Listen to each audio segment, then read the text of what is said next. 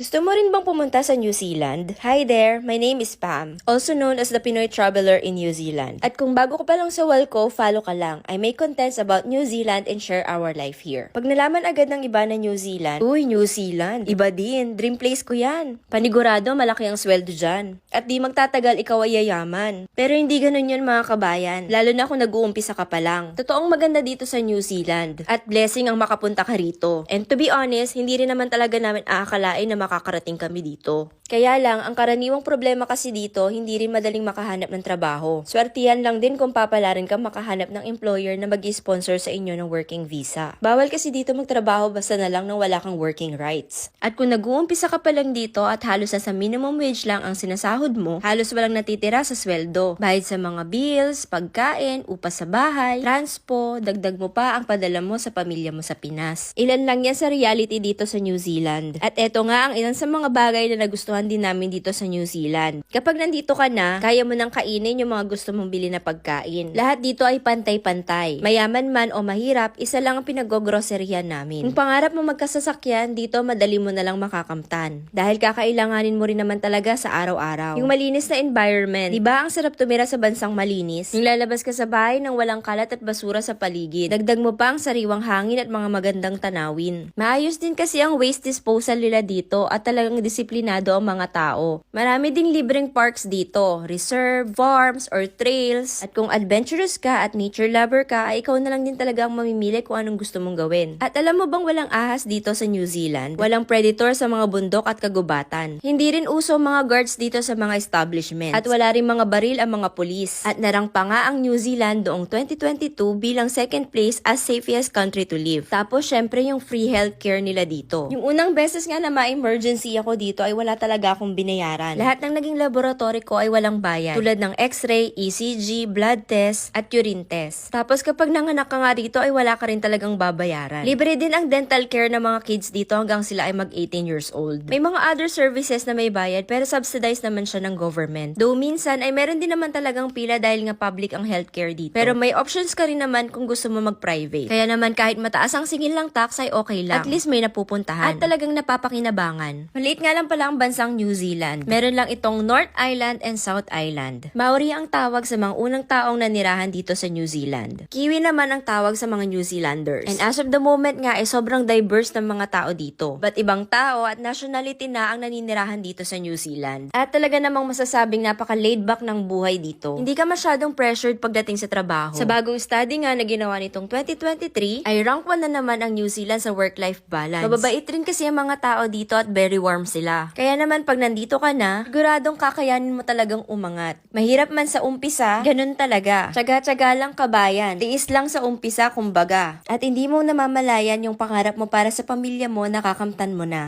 Follow for more!